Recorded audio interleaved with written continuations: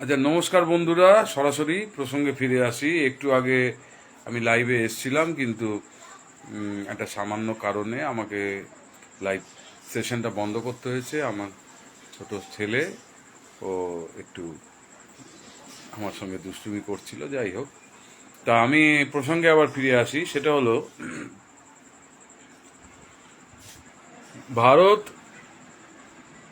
পাকিস্তানের যে 3টি এয়ার বেসে মিসাইল দিয়ে আক্রমণ করেছে বা মিসাইল অ্যাটাক করেছে, তার মধ্যে দুটির নাম হচ্ছে নূর খান এয়ারবেস এবং আরেকটি হচ্ছে সারগোদা এয়ারবেস। এই সারগোদা এয়ারবেসের পাশে হচ্ছে কিনারা পাহাড়। এগুলো সবই আমরা তথ্যের মাধ্যমে জানতে পারছি, আমরা তো জানতে পারছি। তো এই কিনারা পাহাড়ের নিচে নাকি পাকিস্তানের আন্ডারগ্রাউন্ডে আর কি পারমাণবিক মজুদ ভান্ডার রয়েছে। মানে পারমাণবিক বোমা বানাতে গেলে যে বিশেষ বিশেষ মৌলিক পদার্থগুলি লাগে এবং পারমাণবিক বোমা ডেটোনেট করতে গেলে যা যা লাগে, সেই টোটাল ব্যাপারটা কিনারা পাহাড়ের নিচে রয়েছে। আর নূর খান এয়ারবেসের নিচে আছে সামরিক অস্ত্র ভান্ডার। তো যাই হোক, সবার মনে প্রশ্ন যে হট করে ভারত কেন যুদ্ধবিরতিতে সায় দিল। আসল ব্যাপারটা হচ্ছে, আমেরিকা বা ইউএসএ তারা ভারতকে বোঝালো যে এই দুটো জায়গাতে স্ট্রাইক করার ফলে আশপাশে রেডিয়েশন হচ্ছে এবং সেই রেডিয়েশনের মাত্রা মাপার জন্য আমাদের ওখানে একটি বিশেষ বিমান পাঠাতে হবে, যে বিমানটি মধ্যে যদি কোনো পারমাণবিক তেজস্ক্রিয়তা পরিবেশে ছড়ায়, সেই বিমানের মধ্যে এমন কিছু যন্ত্রপাতি আছে এবং এমন কিছু বিশেষজ্ঞ আছেন ওই বিমানে, তারা ওইটা ডিটেক্ট করতে পারবে। তা এখন যদি ভারত পাকিস্তান যুদ্ধটা কন্টিনিউ করে, তাহলে আমাদের পক্ষে এই তেজস্ক্রিয়তা পরিমাপ করা অসুবিধা। তাই ফর দ্য টাইম বিং তোমরা যুদ্ধ থামাও, আমি যাই ওখানে গিয়ে দেখি কি অবস্থা। এগুলো সবই আমাদের শোনা কথা বা জানা কথা বলা যেতে পারে, আমাদের যেরকমভাবে বলা হচ্ছে। ভারত সরকার এগুলো স্বীকার করছে না। ভারত সরকার বলছে আমরা এয়ারবেস, আমাদের টার্গেট ছিল, আমরা এয়ারবেসে ফেলেছি।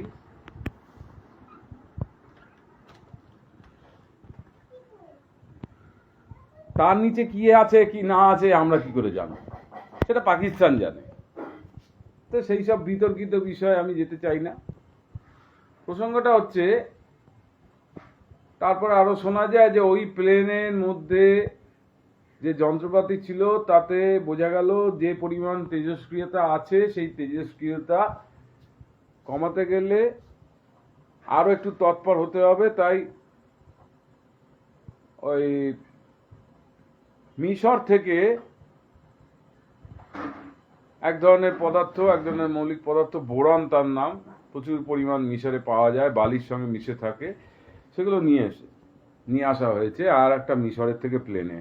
শোনা যায় চেরনোবিলে যখন পারমাণবিক একটা ডিজাস্টার হয়েছিল, হ্যাজার্ড হয়েছিল চেরনোবিল পারমাণবিক বিদ্যুৎ কেন্দ্রে, তখন সেই পারমাণবিক তেজস্ক্রিয়তা কমানোর জন্য ওরকম মিশর থেকে প্রচুর পরিমাণ বোরন নিয়ে যাওয়া হয়েছিল। তো এইসব দেখিয়ে মোটামুটি বোঝানো হলো যে আপাতত তোমরা যুদ্ধ থামাও। ভারত এটার গুরুত্ব বুঝলো, ভারতে সব গুরুত্ব বুঝে যুদ্ধ থামিয়ে দিল। এবার কি হলো, এবার নাটকটা শুরু হয়ে গেল। এবার কি হলো, আমেরিকার প্রেসিডেন্ট মিস্টার ডোনাল্ড ট্রাম্প এবং তার স্পোক্সম্যান, তার অন্যান্য সভাসদরা তারা বলতে শুরু করে দিলেন যে আমরা দুটি দেশকে মানে পরস্পর পারমাণবিক যুদ্ধ করতে যাচ্ছিল তার থেকে আমরা সরিয়ে দিয়েছি, আমরা শান্তি ফিরিয়ে নিয়ে এসেছি পৃথিবীতে, শান্তি ফিরিয়ে নিয়ে এসেছি পৃথিবীতে, আমরা পৃথিবীর ভগবান, আমাদের সঙ্গে যদি তোমরা ব্যবসা বাণিজ্য করতে চাও তাহলে দুজনে শান্ত থাকো, আমাদের সঙ্গে কোনো রকম ঝগড়াঝাটি অশান্তি করো না। এই হচ্ছে ব্যাপার। ভারতকে কিন্তু অন্যভাবে তার গুরুত্ব বুঝিয়ে করানো হলো, তারপর যেই ভারত তাতে রাজি হয়ে গেল তখন তারা বলছে যে আমরা তোমাদের সঙ্গে ব্যবসা করব না। তারপর বলা হচ্ছে যে ভারত এবং পাকিস্তান দুজনে আলোচনা করে, আলোচনার মাধ্যমে যত সংঘাত আছে, যত সমস্যা আছে দুটো দেশের মধ্যে সেটা সমাধান হয়ে যাবে। এখন আলোচ্য বিষয়টা কি ছিল? ভারতে দীর্ঘদিন ধরে উগ্রপন্থীরা আক্রমণ করছে, সাধারণ মানুষকে মারছে, এবার হিন্দুদের বেঁচে বেঁচে প্রশ্ন করে মারা হয়েছে পেহেলগামে।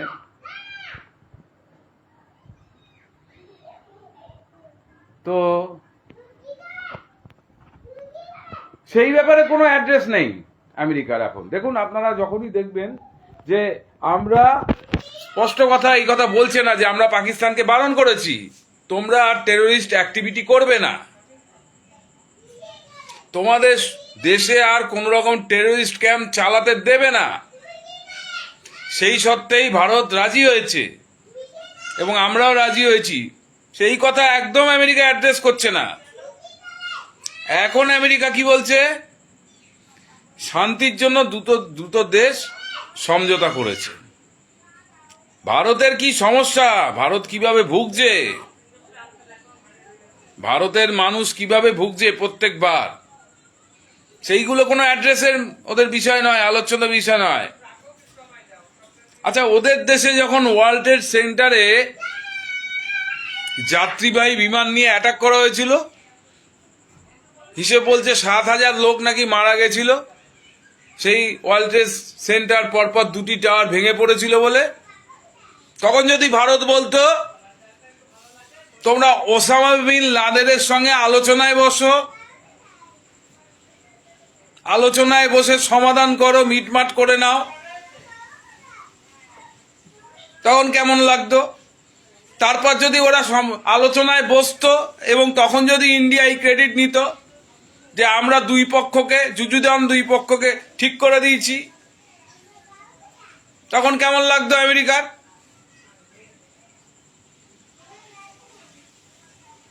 আগের বারে ডোনাল্ড ট্রাম্প কিরকম ছিলেন? একটু উগ্র মানসিকতার ছিলেন, যা কিন্তু হুকুম করতেন ডাইরেক্ট, এই তুমি করো নইলে তোমার অবস্থা খারাপ করে দেবো। করোনা চলাকালীন প্রথম দিকে তখন দিশেহারা সারা পৃথিবীর মানুষ, কোনো ভ্যাকসিন আবিষ্কার করা হয়নি করোনার সময়, প্রথম 6 মাস 3 মাস লোকের মনে আছে কিনা, উনি ওনার মস্তিষ্ক প্রসূত একটা মনে ভেবে বসলেন যে ভারতে একটি ওষুধ তৈরি হয়, সেই ওষুধ দিয়ে আমাদের দেশে করোনা পরিস্থিতি বা কোভিড পরিস্থিতি পরিমূল করা যাবে।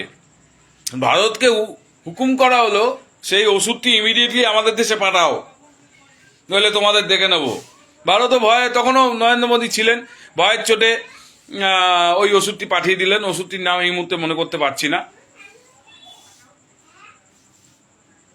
তো তখনও আমি এই নিয়ে একটা ইংলিশে ভিডিও করেছিলাম, তখন আমার মা সদ্য মারা গেছিল, তবু আমি সেই মাতৃ শোক ভুলে আমি তখন একটা প্রতিবাদ করেছিলাম। যে আমি সেই প্রতিবাদে বলেছিলাম যে ভারতবাসী, আপনাদের সঙ্গে আপনারা একটা রিকোয়েস্ট করেছেন, সেই রিকোয়েস্ট রাখার জন্য আমরা পাঠিয়েছি। ভাববেন না যে ভারতবাসী বা ভারত সরকার আপনাদের ভয়ে, আপনাদের কথায় ভয়ে সেই ওষুধ আপনাদের কাছে পাঠিয়ে দিয়েছে। এই হচ্ছে ব্যাপার। এখন ওনার নতুন করে যখন উনি আবার প্রেসিডেন্ট হয়ে এলেন, ওনার একটা পরিবর্তন হয়েছে। পরিবর্তনটা কি? উনি একটা অমায়িক মুখোশ পরে রেখে দিয়েছেন। উনি সবার সঙ্গে মিষ্টি ভাষণে বলছেন, তুমি খুব ভালো, কিন্তু আমি তোমাকে, বুঝতে পারছেন নিশ্চয়ই কি বলতে চাইছি। ভারত এই টোপটা গিলে, হ্যাঁ তেজস্ক্রিয়তা, হ্যানা ত্যানা, সারা পৃথিবী ধ্বংস হয়ে যাবে, পারমাণবিক, গিলেছে কি গেলেনি আমি জানি না, কিন্তু এইভাবে যদি হয়েও থাকে, যদি তেজস্ক্রিয়তা হয়েও থাকে, ভারতের অজান্তে যদি ওদের পারমাণবিক যে জায়গাগুলো যেখানে ওরা গচ্ছিত করে রেখেছিল, সেখানে যদি ভারতের এয়ার স্ট্রাইক গিয়ে পড়ে থাকে, তার ফলে যদি তেজস্ক্রিয়তা ছড়ায়, তাহলে ভারত যুদ্ধ থামিয়েছে, ভালো কথা। কিন্তু ভারত কেন স্ট্রাইক করেছে? ভারত কেন স্ট্রাইক করেছিল? কোনোদিন ভারত প্রথম দিক থেকে স্ট্রাইক করেছিল? কোনোদিন ভারত স্ট্রাইক করেনি। ভারতকে আক্রমণ করা হয়েছে ওপর থেকে, কার্গিলের সময় ওপর থেকে আক্রমণ করা হয়েছে। প্রতিবার ভারত সবসময় পরে প্রতিক্রিয়া দিয়েছে। এইবার ভারত সরাসরি আক্রমণ করলো। ভারত বুঝিয়ে দিয়েছিল যে আমরা আক্রমণ করতে পারি, আমাদের সেই ক্ষমতা আছে, সেই দম আছে।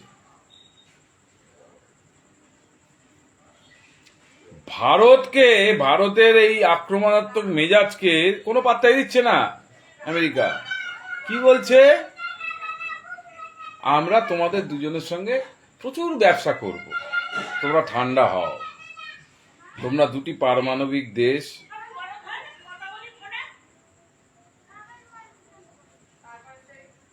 তোমরা ঠান্ডা হও। ঠান্ডা করে দিয়েছি আমরা ওদের বুঝিয়ে সুঝিয়ে। ওরা নিজেদের মধ্যে আলোচনার টেবিলে সব মিটমাট করে নিয়েছে। ওরা ভারতের জঙ্গি কার্যকলাপ, ওরা দিনের পর দিন ভারতের সঙ্গে জঙ্গি শিবির পাকিস্তানে প্রতিস্থাপন করে বিভিন্ন রকম জঙ্গি গোষ্ঠী, লস্করে তৈবা, জৈশে মোহাম্মদ ইত্যাদি ইত্যাদি, তাদের সব বড় বড় লিডার সব জানে, আমেরিকা সব জানে। কিন্তু তারা যখন আমেরিকাকে কিছু করবে তখন তারা টেররিস্ট।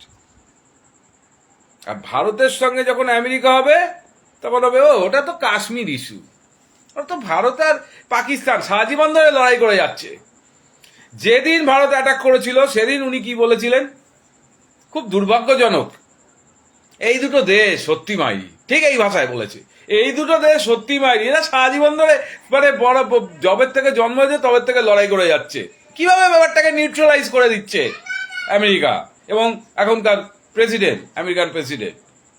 ভারতের যেটা ইস্যু যে আমরা পাকিস্তানে মদতপুষ্ট সন্ত্রাসবাদ দ্বারা আক্রান্ত হয়ে চলেছি, সেইটা একবারের জন্য অ্যাড্রেস করা হচ্ছে না।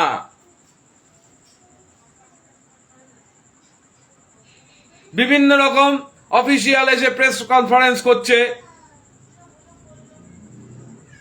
তারা একটাই কথা বলছে, আমরা মিডিল ইস্টে শান্তি প্রতিষ্ঠা করছি, আমরা সাউথ এশিয়ায় শান্তি প্রতিষ্ঠা করছি।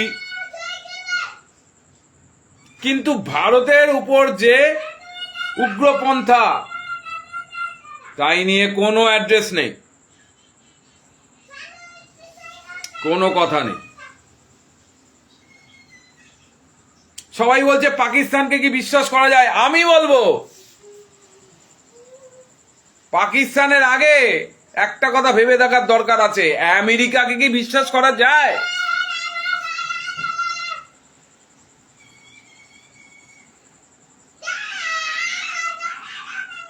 নমস্কার।